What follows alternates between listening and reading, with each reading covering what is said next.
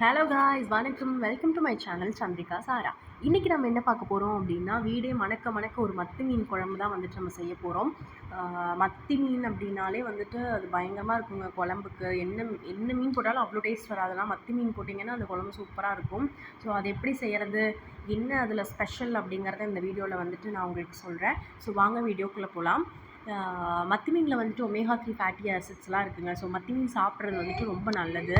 அதே மாதிரி மத்தி மீன் வந்துட்டு நம்ம ஊர் ஸ்டைலில் எப்படி செய்கிறது, கிராமத்து ஸ்டைல் மத்தி மீன் குழம்பு தான் வந்துட்டு இன்றைக்கி நம்ம பண்ண போகிறோம். ஸோ அதை வந்துட்டு மண்பானையில் செஞ்சால் இன்னுமே சூப்பராக இருக்கும். ஸோ வந்துட்டு நான் இந்த தடவை மண்பானையில் செய்யலை. அடுத்த தடவை வந்துட்டு செஞ்சால் உங்களுக்கு நான் வீடியோ கண்டிப்பாக போடுறேன். ஸோ மத்தி மீனை அதை வந்துட்டு நம்ம ஃப்ரெஷ்ஷான மீன் எடுத்து நல்லா கழுவி வச்சுக்கலாங்க. அதுக்கப்புறம் என்ன பண்ணுறீங்க அப்படின்னா, ஒரு வடச்சட்டி வச்சுக்கோங்க. அதுக்கப்புறம் நல்லெண்ணெய் ஊற்றிக்கோங்க. மத்தி மீனுக்கு வந்துட்டு நல்லெண்ணெய் சூப்பராக இருக்கும். ஸோ அது சேர்த்ததுக்கப்புறம் நம்ம வந்துட்டு கடுகு சேர்த்துக்கலாம். கடுகு சேர்த்ததுக்கப்புறம் என்ன பண்ணுறீங்க அப்படின்னா, அதில் வந்துட்டு கொஞ்சம் வெந்தயம் சேர்த்துக்கோங்க. வெந்தயம் சேர்த்ததுக்கப்புறம் வந்துட்டு நிறைய சின்ன வெங்காயம் கட் பண்ணி வச்சுக்கோங்க. கட் பண்ணி வைக்கல அப்படின்னா, சின்ன வெங்காயம் வந்துட்டு இடித்து வச்சுக்கோங்க. அது இன்னுமே உங்களுக்கு நல்ல ஒரு டேஸ்ட் கொடுக்கும். ஸோ பச்சை மிளகா ஒரு 3 பச்சை மிளகா அளவுக்கு சேர்த்துக்கோங்க.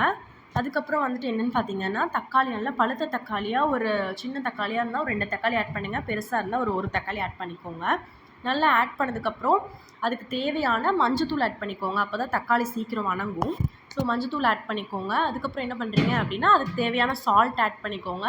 சீக்கிரமாக அது வந்துட்டு வணங்கி வரும்.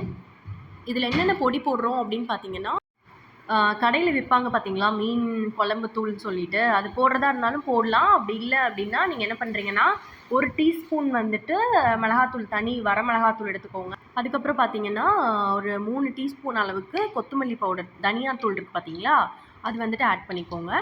அதுக்கப்புறம் வந்துட்டு குழம்பு தூள் நீங்கள் யூஸ் பண்ணுவீங்கள்ல வீட்டுக்கு, அந்த குழம்பு தூள் வந்துட்டு ஒரு 2 டீஸ்பூன் ஆட் பண்ணிக்கோங்க. நல்ல புளியை வந்துட்டு கரைச்சி அதில் ஊற்றிக்கோங்க. நல்லா அது கொதிச்சதுக்கப்புறம் என்ன பண்ணுறீங்க அப்படின்னா, ஒரு 1/4 மூடி தேங்காய் வந்துட்டு நல்லா அரைச்சி அதில் சேர்த்துக்கோங்க. அப்படி சேர்த்துக்கலனாலும் பரவாயில்ல. டேஸ்ட் பிடிச்சவங்க, அப்படி சாப்பிட்ணும் அப்படின்னு நினைக்கிறவங்க அந்த மாதிரி சேர்த்துக்கோங்க. அது நல்லா இன்னும் டேஸ்ட் கொடுக்கும்.